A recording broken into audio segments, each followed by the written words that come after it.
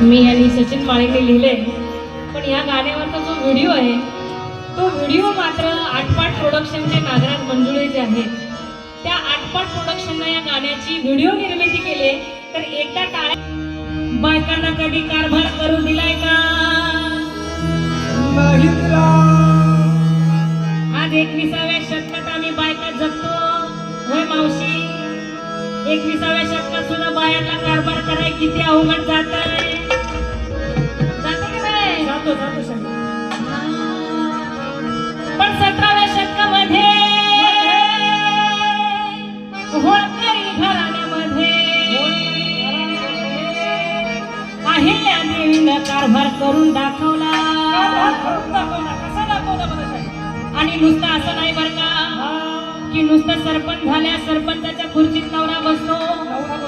बायकोची फक्त सही घेतात. बायको घरी बसती. ऑफिस मध्ये नवरा जातो. सरपंचीन बाई असती आणि कारभार नवऱ्यांच्या हाती असतो.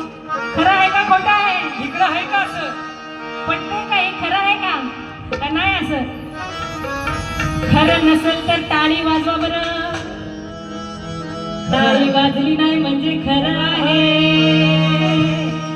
पण शाहीर, या बायकांना सुद्धा अहिल्या देवींच्याकडून प्रेरणा घ्यायची आहे आणि स्वतःच्या या देशाच्या राष्ट्रपती पदावर आदिवासी महिला द्रौपदी मुर्मू बसल्या. बरोबर आहे. पण हे घडलं कधी? 1950 साली संविधान लिहिलं. बायकांना पहिल्यांदा महिलांचा मतदानाचा अधिकार मिळाला. पण ज्या काळामध्ये बायकांना हुंडाबळी देत होते, घरामध्ये लई मरुस्तवर मारत होते, सतीच्या प्रती त्यांना अग्नीवर चितेवर जाळत होते, अशा काळामध्ये बायकांच्या हाती बासाडा दिला. आता ही नवीन लोक बसल्या त्यांना बासाडा माहित असेल का? बासाडा माहित असणारी लोक जर हात वर करा. वसाडा माहित आहे पण बासाडा नाही माहित. अरे बाबा, धनगर समाजातली लई लोक आहेत तिथं, तुम्हाला माहित नाही शाहीर? बासाडा माहित आहे का? अहो, हे बासाडा म्हणजे अहिल्या देवींचं शस्त्र आहे. बासाडा हातात घेऊन अहिल्याबाईंनी राघोबा दादांना ललकारलं आणि सांगितलं, माझ्या सोबत जर युद्ध करायला येत असाल तर हत्तीच्या पायाला बांधून आणीन, आणि मला जर भेटायला माझं सांत्वन करायला येत असाल तर हत्तीच्या मखरातून वरती बसवून आणीन. ही हिंमत अहिल्या देवींमध्ये होती. बायकांच्या फौजेकडून हरला तर राघोबा दादा फजिती होईल. असं पत्र पाठवणाऱ्या अहिल्या देवी म्हणजे फक्त शस्त्रानं नाही तर युक्तीनं युद्ध लढणाऱ्या आमच्या अहिल्या देवी यांनी राघोबा दादांना सैन्यासहित परत पाठवलं. आणि माहेश्वरी मध्ये एक सुराज्याचं सुकर्माचं राज्य उभा करून दाखवलं. ते कसं?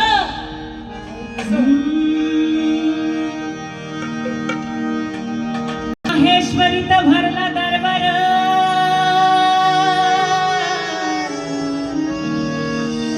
आता हे गाणं जर तुम्ही असं बसून ऐकलं तर मात्र मला आवडणार नाही. ताट बसा सगळे. आणि हे गाणं कसं ऐकायचं आहे? हे गाणं उत्साहानं ऐकायचंय, प्रेमानं ऐकायचंय, आनंदानं छाती भरून गेली पाहिजे असं ऐकायचंय. तुम्ही जितकं चांगलं ऐकाल तितकं चांगलं आम्ही गाणार आहोत. तुम्ही जर अशी तोंड करून बसला तर हिथं आमच्या पायामध्ये बी कापरं धरतंय.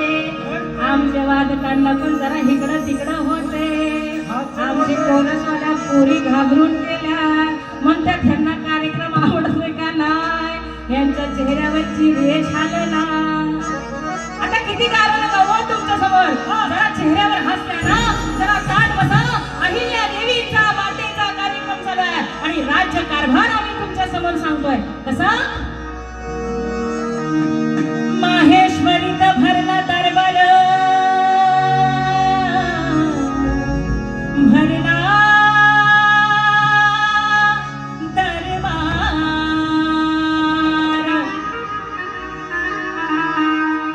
माहेश्वरीत भरला दरबार.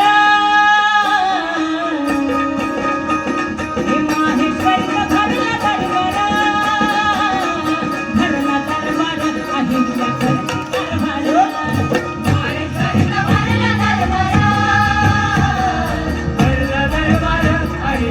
करती कारभार. अहिल्या करती कारभार. माहेश्वरीचा भरला दरबार. भरला दरबार, अहिल्या करती कारभार. अहिल्या करती कारभार.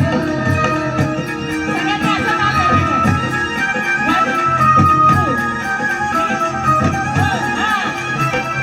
माहेश्वरीचा भरला दरबार.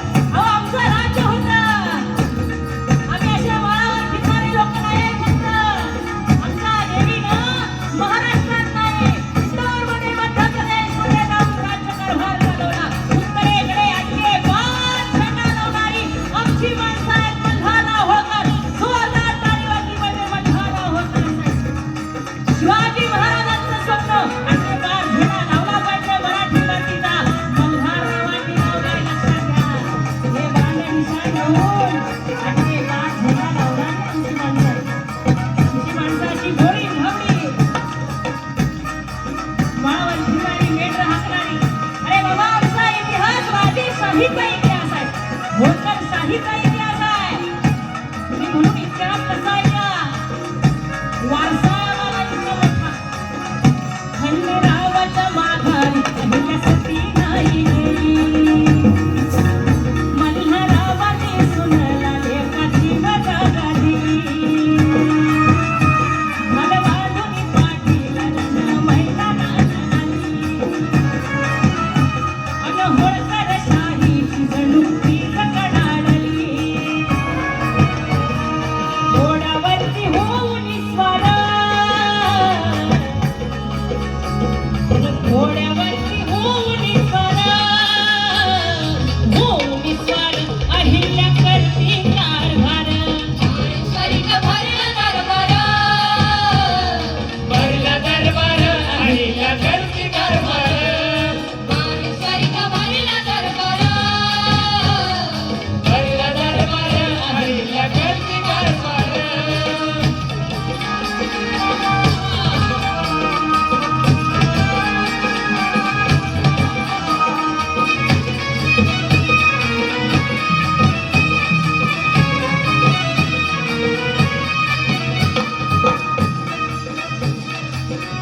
बघा महिला तुम्ही बसलाय, मला सांगायला अभिमान वाटतोय. शाळेमध्ये गेलो आम्ही, सावित्रीबाईंचे उद्गार.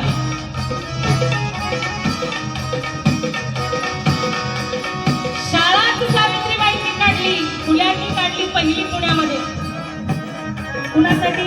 दीन, दलित, गरीब, वंचित, बहुजन मुलांना.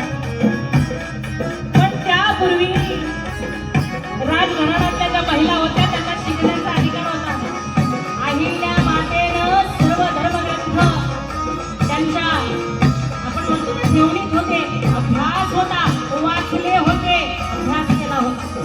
माणकोजी शिंदेंनी, मल्हारराव होळकरांनी आणि खंडेरावांनी तसे संस्कारच केले होते अहिल्याबाई. आणि मग त्यांना लक्षात आलं की या महिलांना लय त्रास आहे. घरात त्रास आहे, जातीत त्रास आहे, समाजात त्रास आहे. कसा वभार, पिढ्या पिढ्यांचा वभार, बदनाम भटणार. पिढ्या पिढ्यांचा वभार, बदनाम भटणार. म्हणनरकाचं वधार, मौताबायाचा आधार.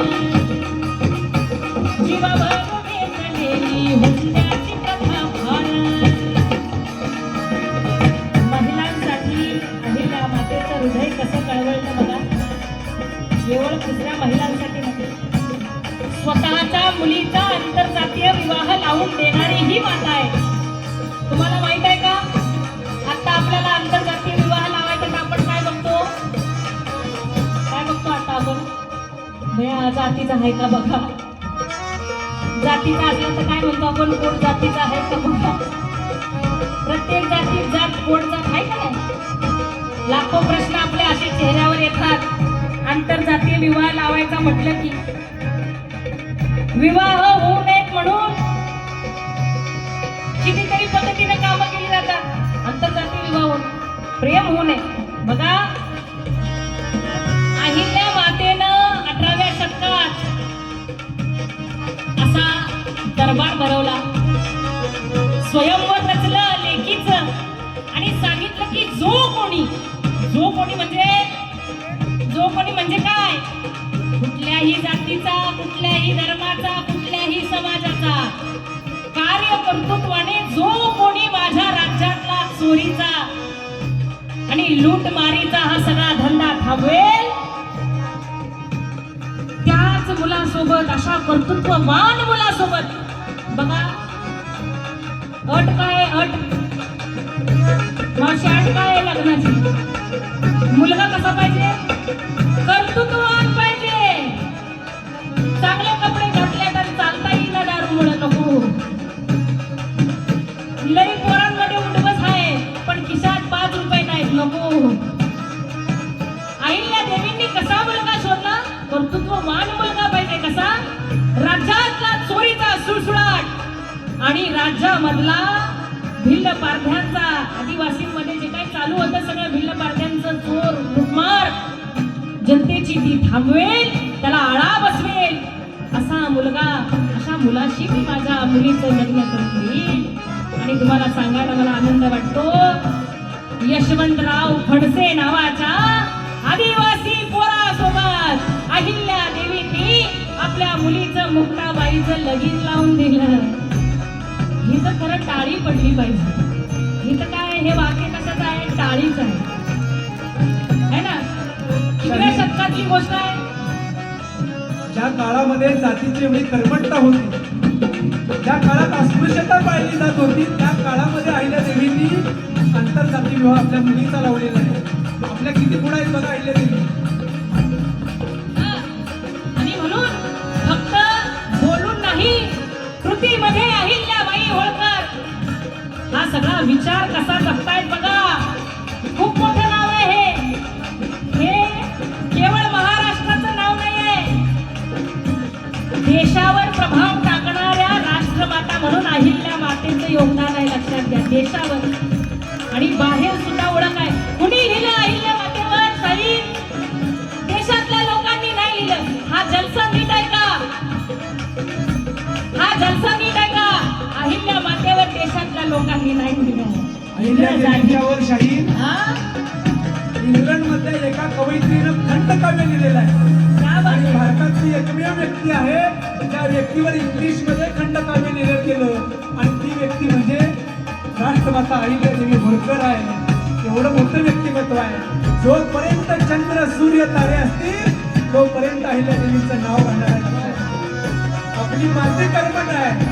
आपली माती खऱ्या अर्थानं माती खाल्लेली आपण इथं, आपल्याला आपली माणसं कळत नाही.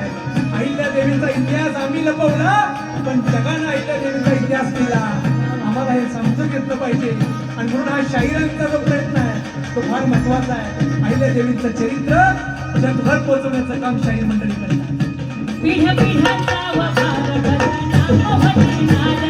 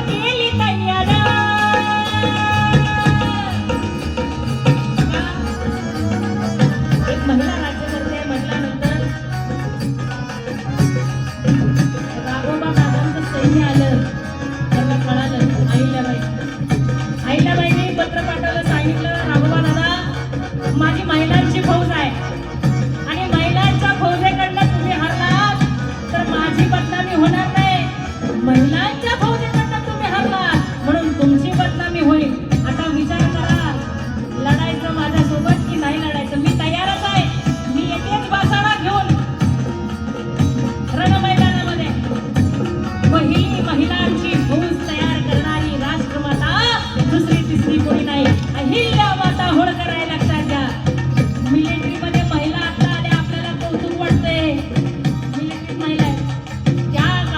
सैन्यात बायांना घेतलं. बायांची फौज केली तयार, केली तयार, अहिल्या करती कारभार. माहेश्वरीला भरला दरबार, अहिल्या करती कारभार. माहेश्वरीला भरला दरबार,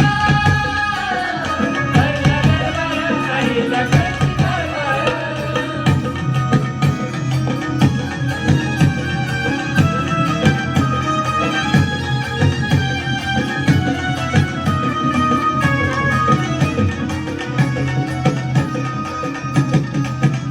देशोदेशीचे विणकर बसवले माहेश्वरी, निरनिराळ्या वस्त्रांची बनली उत्सुक नगरी.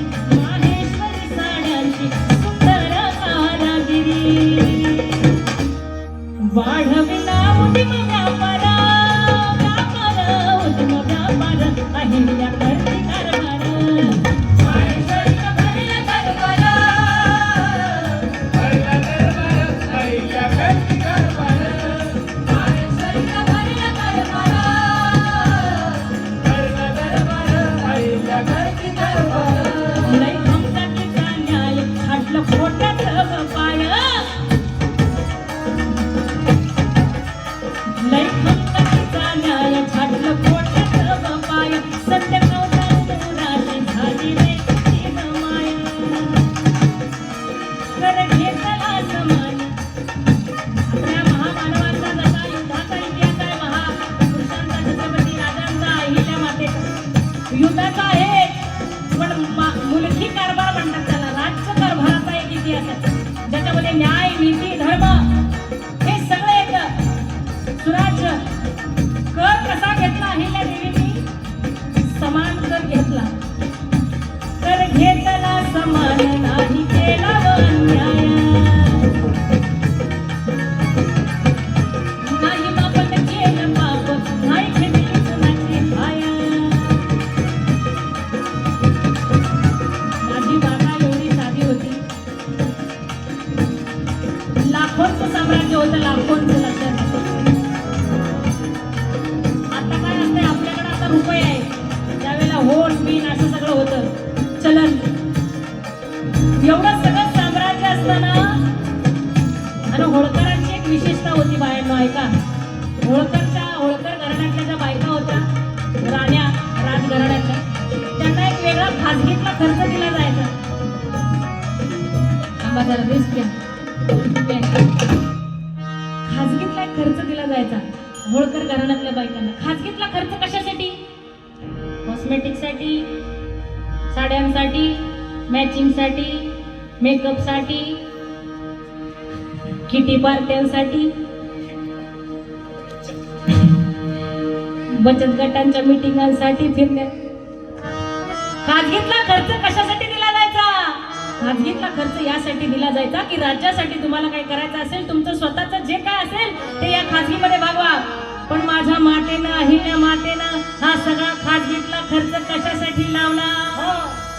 या सगळ्या धर्माच्या कार्यासाठी, देवळं बांधण्यासाठी, अन्नछत्र उभारण्यासाठी. नुसतं माणसांचं नाही. हे थांबून काय ऐकवते तुम्हाला माहित आहे? हे तुम्ही ऐकलं की ढंगणं टाकणं एवढं तुमच्या लक्षात आहे. चालू आहे काहीतरी, चालू आहे. हे बघा, अहिल्या मातेनं फक्त माणसांसाठी नाही, पशु पक्षी प्राण्यांसाठी सुद्धा या मातेचं हृदय कळवळलं. दुष्काळ जर पडला तर पशु पक्षी काय पितील? सरकारी ठेवण्यातनं 12 झाडं बांधायची. बघा कायदा कसा होता. सरकारातनं 12 झाडं दिली जाणार, 5 झाडांचं जे उत्पन्न आहे ते सरकारला घ्यायचं, 7 झाडांचं उत्पन्न तुम्ही ठेवायचं. राज्य कारभार. काय केला कारभार अहिल्या मातेनं? हा कारभार केला. हो शाही. आणि अहिल्या देवींच्या या उपक्रमातून 7-12 नावाचा प्रकार जन्माला आला. आज तुमचा जो काही 7-12 आहे तो माझ्या अहिल्या देवी होळकरांनी दिलेला आहे. जमिनीची जी काही सगळी रचना आहे, मोजणी हे सगळं अहिल्या देवींचं आहे. टाळी वाजली पाहिजे. साधं व्यक्तिमत्व नाही, लक्षात घ्या. आणि हे बऱ्याच लोकांना माहितीच नाही आहे. याच्या पाठीमागं अहिल्या देवी होळकरांची दृष्टी आहे. माणसांना पाणी प्यायला मिळालं पाहिजे म्हणून विहीर बारवत्र बांधली, पण पशु पक्ष्यांना पाणी मिळालं पाहिजे म्हणून पशु पक्ष्यांना झाडावर पाणी चारा उपलब्ध करून देणारी, करुणेचा महासागर असणारी अहिल्या देवी. मुंगीला सुद्धा साखर मिळाली पाहिजे. मुंगीचा विचार केलाय, लक्षात घ्या. मुंगीचा माणसांचा केलाच, पण इतकं सगळं महाकारुणिक हृदय ज्याला म्हणतात त्या अहिल्या देवींकडे होतं. आणि म्हणून इतकी साधी राहणी, इतकी साधी राहणी, महाराणी होत्या अहिल्याबाई. पण पांढरं वस्त्र, कसलेही दागिने नाही, कसलाही साज शृंगार नाही आणि कसलंही आयुष्य आरामाचं जीवन नाही. साधं खाणं, साधं राहणं आणि सगळा खाजगीतला जो खर्च आहे तो देवधर्मासाठी, देशासाठी वापरणारी ही अहिल्या माता. तिचं गुणगान किती गावं इतकं झाले. आता घोंगडीवरती सदर भरते म्हणजे काय? आजही धनगर समाजामध्ये न्याय निवाडा करायचा म्हणल्यावर घोंगडी आतरली जाते आणि त्याच्यावर माणसं बसून न्याय निवाडा करतात. हीच पारंपरिक पद्धत अहिल्या देवी वापरतात. आणि मग काय होतं शाही? घोंगडीवरती भरली सदर,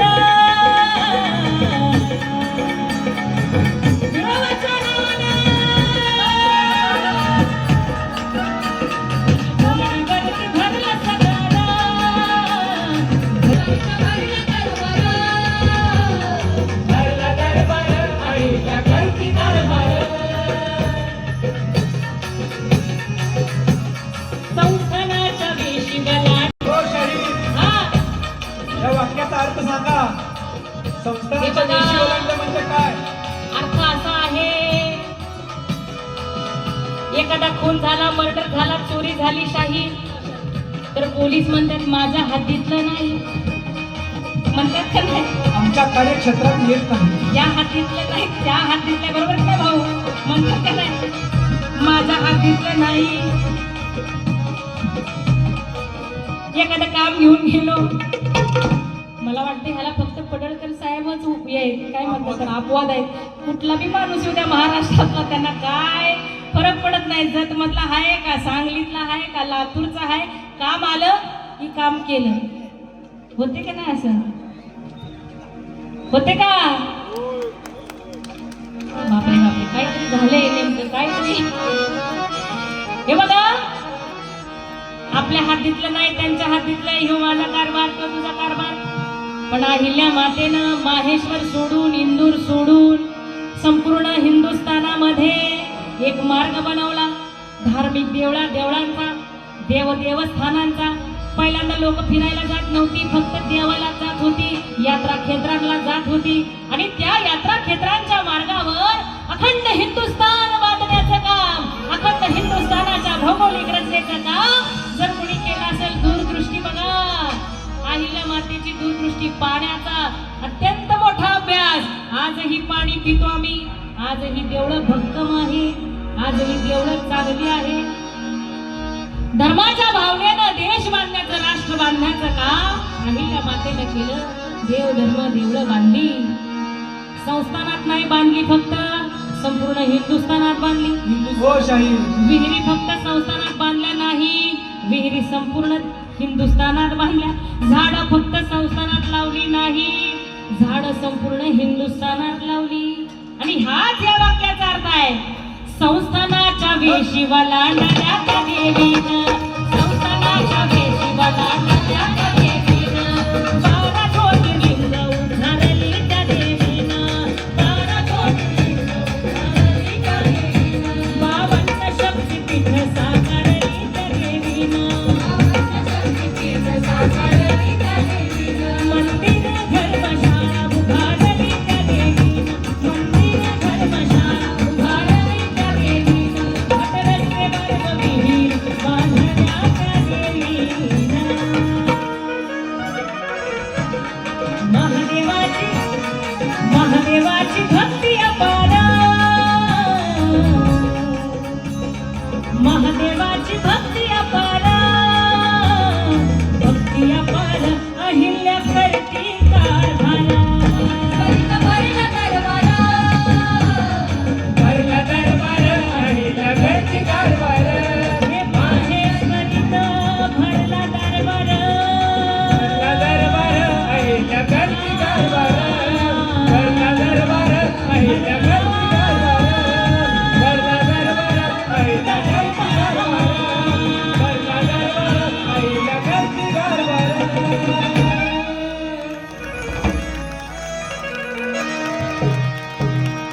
तर एक अँगल तुम्हाला सांगायचा